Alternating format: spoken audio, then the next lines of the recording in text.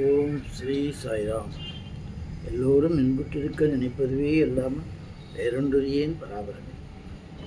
நாம் இப்பொழுது ஸ்ரீ கருட புராணத்தில் பிரேதகாண்டத்தை வாசித்துக் கொண்டிருக்கிறோம். இதில் போன பாகத்தில் அதாவது நல்ல புண்ணிய கர்மத்தை, விருஷோர்ச்சனம் என்றால் புண்ணிய கர்மம், அதாவது தானம் தர்மம் இதெல்லாம் அது உத்தம நல்ல சேத்திரத்திலேயோ நல்ல புண்ணிய காலத்திலேயோ இதிலே செய்ய வேண்டும் என்று ஒன்று உண்டு. இருந்தாலும் அது இல்லாமல் செய்தால் கூட இதே மாதிரி புண்ணிய கர்மத்தை எங்கு செய்தாலும் யாருக்கு செய்தாலும் அதுக்கு உள்ளே படம் நிச்சயம் உண்டு என்று பகவான் ஸ்ரீமன் நாராயணன் கருடருக்கு எடுத்துக்கொள்கிறார். அது வரைக்கும் முதல் பாகத்தில் பார்த்தோம். மேலும் கூறுகிறார், கருடனே, இன்றிருப்போர் நாளை இறப்பார் என்று எண்ணுவது திடமில்லை. அதாவது இன்னும் இருப்போர் நாளை இருப்பார் என்பதுக்கு எதுவும் நிச்சயமாக சொல்ல முடியாது.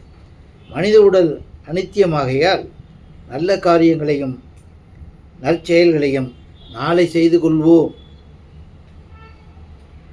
என்று நினைக்காமல் நற்கருமங்களை நினைத்த ஒன்றே எப்போ நினைக்கிறோமோ அப்போவே செய்வது நல்லது. நாளைக்கு செய்யலாம்னு சொல்லிட்டு ஒரு புண்ணிய காரியங்கள் நல்ல காரியங்களை ஒத்தி போடும்போது நாளை வரைக்கும் நம்ம இருப்போமா இல்லையாங்கிறது நிச்சயம் இல்லையா, எல்லாருக்கும் தெரியும் இல்லையா. அதனால் நல்ல காரியத்தை நினச்சா உடனே பண்ணிடணும், அதுக்குள்ளே ஏற்பாடு பண்ணி உடனே பண்ணணும். சுபம் சீக்கிரம் போங்க. அது நல்லா இதேமாரி தர்ம காரியங்களோ நினச்ச உடனே பண்ணிடணும், இல்லைன்னா அப்புறம் மனசு மாறிடும் அப்படிங்கிறதுக்காக சுவாமி சொல்கிறார். புத்திர பாக்கியம் உடையவன் தன் கையால் எந்த ஒரு தர்மத்தையும் செய்யாமல் இறப்பானேயாகில் நற்கதி அடைய மாட்டான். புத்திரபாக்கியம் உள்ளவன் தான் கையாலையும் அதை பண்ணணும், அந்த புண்ணிய கர்மத்தை. புத்திரனே இல்லாதவன் நல்வினைகளை செய்து மரிப்பானாகில் நற்கதியை அடைவான். முன்னாடி சொன்னார் புத்திரன் இல்லாதவனுக்கு இது இல்லைன்னு, ஆனால் இது எக்ஸப்ஷன். என்ன அதேமாரி இருக்கிறவன், அதுக்காக தான் இந்த கருட புராணத்தை நம்மலாம் படித்து தெரிஞ்சுக்கணும் அப்படின்னு. இதனால் நம்மளுக்கு இதுவாகிடுமோ அப்படின்னு நினைக்க வேண்டாம். அவனும் இருக்கும் பொழுதே இதேமாரி நல்ல சத்கர்மங்களை தான தர்மங்களை எல்லாம் செஞ்சு இது பண்ணான்னாக்கா அவனும் அவனோட இதை இந்த பிரேத சரீரம் ஆகாமல் ஆவிரூபம் ஆகாமல் அவனை காப்பாற்றி கொள்ளலாம் அப்படின்னு பகவான் சொல்கிறார்.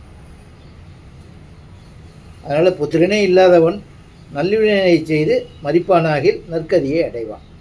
யாகம் செய்வதையும் கோதானம் முதலிய சிறந்த தானங்களையும் செய்வதையும் விட விருஷோர்ச்சனம், அதாவது புண்ணிய கர்மம் செய்வதே மிகவும் உத்தமமான நல்ல கர்மமாகும். கார்த்திகை மாதத்து பௌர்ணமியிலாவது மற்றெந்த புண்ணிய தினத்திலாவது உத்தராயண காலத்து சுக்கிலபட்சத்திலாவது, இதெல்லாம் நேரம் அந்த கிருஷ்ணபட்சத்திலாவது துவாதசியிலாவது தூய மனத்தோடு உத்தமமான திருத்தலத்தில் நல்ல திதி யோக நட்சத்திரத்தில் நல்ல முறையில் வேத சாஸ்திரங்களை கற்றுணர்ந்த ஒழுக்கமுடைய அந்தணர்களை வருந்தி அழைத்து சுபம் ஓமம் முதலியவற்றை சேவிக்க வேண்டும்.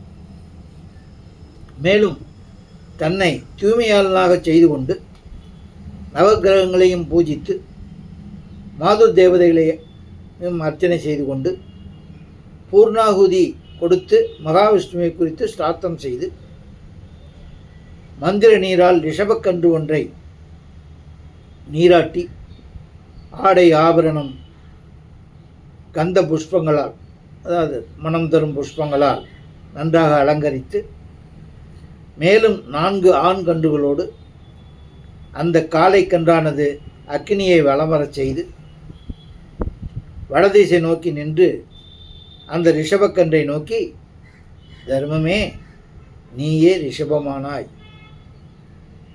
பிரம்மனாலே ஆதியில் படைக்கப்பட்டாய் என்று சொல்லி இறந்தவனுக்காக தானம் செய்தால் அவனை குறித்தும் செய்பவன் தனக்கே செய்து கொள்வானாய். அதாவது யார் இருந்தாங்களோ அவங்களோட சந்ததி ஒருத்தர் பண்ணுறது அப்படிங்கிறது இறந்தவனுக்கு பண்ணுறது. அதுமாரி சந்ததி இல்லாதவன் இருந்தாலும் அவன் தனக்கே பண்ணிக்கலாம். இருக்கிறவங்க கூட நம்ம புள்ள அப்படிலாம் இதெல்லாம் ஒன்றும் பண்ணாது அப்படின்னு நினச்சா கூட இதை பண்ணலாம் அப்படின்னு சொல்லிட்டு இந்த சடங்கை சொல்கிறார். செய்வன் தனக்கே செய்து கொள்வானாயின் தன்னை குறித்தும் அதன் வாளில் மந்திர நீர் விட்டு அந்த நீரை தன் கரத்தால் ஏந்தி தன் சிரசின் மீது புரோஷித்து கொண்டு ஆண் கன்றுகளோடு அந்த ரிஷபக்கன்றையும் விட்டுவிட வேண்டும். கருடா, இந்த விஸ்வோச்சனமானது இறந்தவனை குறித்து செய்யப்பட்டதே. ஆனால் உடனடியாக ஏகாதிஷ்ட ஸ்ரார்த்தத்தை செய்துவிட வேண்டும்.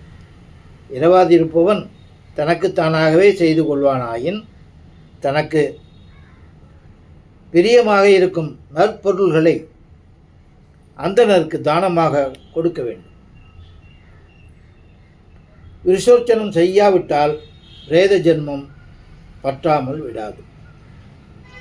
ஆகையால் அந்த விஸ்வோச்சனம் செய்யாமலேயே மற்ற நற்கர்மங்களை தனக்குத்தானே செய்து கொண்டாலும் கூட மரித்த பிறகு புத்திரர் முதலியவர்கள் பற்பல நல்வினைகளை செய்தும் கூட அவற்றால் எந்தவித பலனும் இல்லை என்று உணர்வாயாக. அதாவது இருக்கும்போதே நற்காரியங்களை நற்கர்மங்களை செய்திடணுங்கிறது தான் இதோட இது. இருந்தாலும் சரி இல்லாட்டாலும் சரி நல்ல கர்மங்களை செய்யணும் அப்படின்னு சொல்லிட்டு கருடனுக்கு ஸ்ரீமன் நாராயணன் சொல்கிறார். ஒருவன் மரித்த 11ஆம் நாளிலாவது சோடச சிரார்த்தத்தை சபிண்டீகரணத்துக்கு முன்னதாகவே செய்து ததியாராதானம் செய்து பலதானமும் கொடுக்க வேண்டும். பலதானம்னா தட்சணை. பருத்தி ஆடையின் மீது செம்பினால் வட்டில் செய்து வைத்து அதில் சாலக்கிராமம் வைத்து ஆடை முதலியவற்றால் அலங்கரித்து, சாலக்கிராமங்கிறது விஷ்ணுவை பிடிக்கிற ஒரு அது என்னன்னு சொல்லுது, ஒரு ஸ்டோன். நேபாளத்துலலாம் கிடைக்கும், கண்டகி நெய்து. ஆடை முதலியவற்றை அலங்கரித்து ஆராதனை செய்து பிராமணனுக்கு அதையும் தானமாக கொடுக்க வேண்டும். வைதரணி என்ற நதியை தீ துன்பமில்லாமல் கடக்கும் பொருட்டு கரும்பினால் ஓடம் செய்து வெண்பட்டினால் அதை சுற்றி நெய் ஊற்றிய வெண்கல பாத்திரத்தை அதனுள்ளே வைத்து ஸ்ரீமன் நாராயணனை அர்ச்சித்து அந்த ஓடத்தை பிராமணனுக்கு தானமாக கொடுத்தல் நலனுண்டு. கருடனே எல், இரும்பு, பொன், பருத்தி, உப்பு, நவதானியங்கள் ஆகியவற்றையும் தவிர்க்காமல் தகுதி வாய்ந்த அந்தணருக்கு தானமாக கொடுக்க வேண்டும். தானம் கொடுப்பவன் எளியவனாக இருந்தால் அவற்றில் ஏதேனும் ஒன்றை கொடுத்தாலும் போதுமானது. வசதி இல்லாதவங்க இதெல்லாம் முறை, இதெல்லாம் கற்றறிஞ்ச இவங்கெல்லாம் கற்றுட்ருக்காங்களே, அவங்கள்ட்ட கேட்டால் இதெல்லாம் சொல்லுவாங்க. இதை பகவான் அவருக்கு விளக்குறார். அது தெரிஞ்சவங்கள்ட்ட கேட்டாக்கா அதுமாரி செஞ்சுக்கலாம், போய்க்கலாம். அந்த ஓடத்தை பிராமணனுக்கு தானமாக கொடுத்தால் நலம் உண்டு. கருடனே எள், இரும்பு, பொன், பருத்தி, உப்பு, நவதானியங்கள் ஆகியவற்றையும் தவிர்க்காமல் தகுதி வாய்ந்த அந்தணருக்கு தானமாக கொடுக்க வேண்டும். தானம் கொடுப்பவன் எளியவனாக இருந்தால் அவற்றில் ஏதேனும் ஒன்றை கொடுத்தாலும் போதுமா. மேற்கொண்ட பொருளில் ஏதாவது ஒன்றை கொடுத்தாலும் சக்தியை அனுசரித்து பொருள் கொடுத்து திலதானமும் சையாதானமும் செய்ய வேண்டும். இந்த 2 தானங்களுக்கும் தட்சணை அதிகமாக கொடுத்து அந்தணரை உவப்புடன் ஏற்க செய்ய வேண்டும். மன நிறைவோடு கொடுத்து சந்தோஷப்படு, நீங்கள் பண்ணி வச்சது ரொம்ப சந்தோஷம் அப்படின்னு சொல்லி மனங்குளிர கொடுக்க வேண்டும். செய்யாதாகம் வாங்கும் அந்தணனை இருக்கச் செய்து தானம் செய்வது சிறப்புடையது. புத்திரன் இல்லாமல் இறந்தவனுக்கு பௌத்திரன் முதலில் யாராவது செய்தால் நற்கதி உண்டாகும். புத்திரன்னா பையன், மகன், பௌத்திரன்னா பேரன், அவங்களும் செய்யலாம். புத்திரன் இல்லாதவங்க இவங்க மூலியமாகவும் செய்து கொள்ளலாம் என்று பகவான் ஸ்ரீமன் நாராயணன் கருடருக்கு உபதேசிக்கிறார். இதுலேருந்து இந்த பாகத்தில் இது பண்ணது இந்த நற்கர்மம் செயல் உள்ள தான தர்மங்கள் தான். அது இருக்கும்போதே அவன் அவனுக்கு பண்ணால் ஒன்றுமே இல்லை. இங்கே சொல்லிகிட்டு இருக்கிறது இதெல்லாம் செய்யாமல், இவனை சேர்ந்தவனும் இவனை செய்யாமல் இவனும் செய்யாமல் இதுமாரிலாம் இருக்கும் பொழுது அவர்கள் இறந்த பிறகு ஒரு பிரேத உடலை தான் பெற்று ஆவியை கொண்டு அடையும்படியாக இருக்கும் அப்படின்றது தான் இது. அதனால் இருக்கும்போது அந்த தான தர்மங்களை நல்ல எண்ணத்தோடு பகவத் பக்தியோடு தாராளமாக எல்லாம் செய்தால் ஒன்றும் இல்லை. அதனால் இதில் பயப்படுவதற்கோ இதை பற்றி அஞ்சுவதற்கோ ஒன்றும் இல்லை.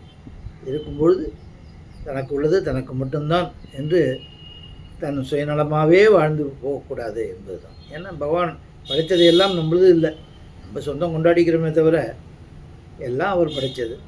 அதில் இருக்கும்போது அவர் படைத்த மற்ற உயிர்கள் கஷ்டப்படும் பொழுது நம்மளுக்கு அந்த தாராள குணமும் அதுவும் பண்ணணும். அப்படின்னு தான் நிச்சயமாக பகவானுக்கு நம்மளுக்கு பிடிக்கும். நம்மளுக்கு இதேமாரி ஒரு ரூபத்தையும் வழங்க மாட்டார். அதனால் இதுலேருந்து அதெல்லாம் புரிஞ்சுட்டு நம்ம எப்படி இருக்கணுமோ அப்படி இருக்கணும். நல்லது. அடுத்த பாகத்தை பிறகு பார்ப்போம். ஓம் ஜெய் சாய்ராம்.